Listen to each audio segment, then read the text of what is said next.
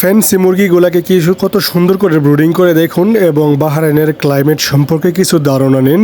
তো ভিডিওটি সম্পূর্ণ করুন, আশা করি আপনারা অনেক কিছু জানতে পারবেন বাহরাইন সম্পর্কে এবং ভালো লাগার মতো একটি ভিডিও হতে চলছে। অবশ্যই আপনারা ফুল ভিডিওটি দেখবেন। ধন্যবাদ। আসসালামু আলাইকুম প্রিয় দেশবাসী, আপনারা সবাই কেমন আছেন? আশা করি অনেক ভালো আছেন। আজ সুন্দর একটি ভিডিও হতে চলছে আপনাদের জন্য। অবশ্যই তো ভিডিওটি হলো যে মূল বিষয়টা হলো যে বিদেশে কিন্তু এখন অনেক গরম চলতেছে, সেম বাংলাদেশের মতোই এখানের ক্লাইমেটটাও অনেক গরম। তো এবং ওনারা কীভাবে ওনাদের যে বাচ্চাগুলা মুরগির যেই ফ্যান্সি মুরগির বাচ্চাগুলা কীভাবে ব্রুডিং করে ওই জিনিসটাই আমি আপনাদেরকে দেখাবো। তো এখন আমি ডাইরেক্ট একটা আপনার চিড়িয়াখানা বলতে পারেন, তো চিড়িয়াখানার ভিতরে আর কি এই বাচ্চাগুলো ব্রুডিং করতেছে। তো এই জন্যই কিন্তু আপনারা পিছনে অলরেডি দেখতে পাচ্ছেন এখানে অনেক রকমের পশু পাখি আছে, ঘোড়া থেকে শুরু করে উট। তো এই যে দেখতে পারতেছেন আমি এখন চলে আসছি অলরেডি আমাদের চিকেন ব্রুডারের কাছে।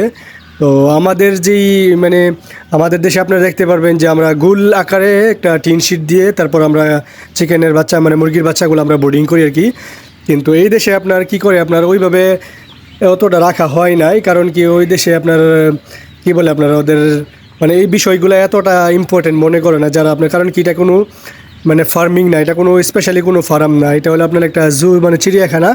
ওরা শুধু কোনো রকমে ওদের প্রজাতিগুলো ধরে রাখে আর কি। আপনি মনে করেন যে ওদের যে মুরগিগুলো আছে এখানে কিন্তু অনেক রকমের মুরগি আছে। আপনার মনে করেন যে ব্রাহ্মা, এই যে দেখতে পারবেন সিল্কি, তারপর জার্মানিজ, অনেক দেশের এই যে মুরগির বাচ্চা দেখতে পাচ্ছেন, অনেক সুন্দর একটা বাচ্চা কিন্তু আসছে।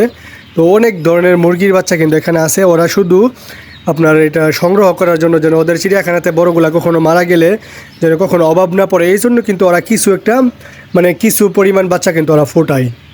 তো এই জন্য ওদের আমাদের মতো এতটা স্পেশালিস্টভাবে এত তাড়াহুড়া বা এতটা জোরদার দেয় না, কিন্তু বাচ্চা টিকাইতেই হবে বা আমার এটা করতেই হবে বা এটা দিয়ে বিজনেস করবো, এরকম কিছু ওদের প্ল্যান না। তো এই জন্য ওরা কী করে কোনো রকমে চালায় যায়। কিন্তু তারপরে ওদের একটা ভাগ্য ভালো কি এইসব দেশের যে ক্লাইমেট আপনার দিন রাত সবসময় এক, আমাদের দেশের মতো না যে কোনো মুহূর্তে বৃষ্টি আসতেছে, বাতাস আসতেছে, এরকম না যে এখনই এখনই রোদ, এরকম না। এই দেশে আপনি মনে করেন যে একদম সবসময় আকাশের পরিস্থিতি অনেক ভালো থাকে, একদম রোদ তাপমাত্রা সকাল থেকেই আপনার সকাল 4টা-5টার থেকে শুরু হয়ে যায় আপনার সূর্য ওঠা, একদম 6টার দিকে ফুল রোদ থাকে, একদম বিকাল 5টা, 5:30, 6টা পর্যন্ত একদম সুন্দর একটা রোদ পাবেন এবং ক্লাইমেটটা একদম ক্লিন।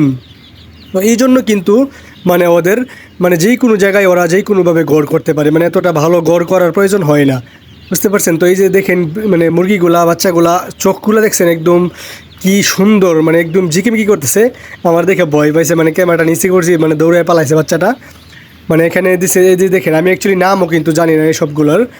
অনেক দেশের বাচ্চা আছে এখানে, আপনার অনেক ধরনের বাচ্চা ওরা সংগ্রহ করতেছে এবং বয়সও কিন্তু বিভিন্ন রকমের বয়স, কারণ কি ওরা আপনার যেইটাই ডিম পাইতেছে এইটা নিয়ে নিয়ে আপনার ইনকিউবেটারের ভিতরে দিয়ে দিতেছে।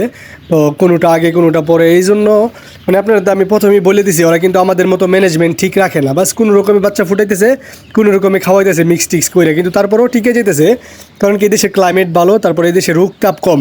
এই যে দেখতে পারতেছেন এখানে হিটার একটা লাইট দিয়ে রাখছে, কিন্তু গোল না করলেও দুইটা হিটার অনেক ভালো হিট দিয়ে লাইটগুলো, এই বাল্বগুলাই কিন্তু ওরা দিয়ে রাখছে এবং পরিবেশটা কিন্তু অনেক সুন্দর।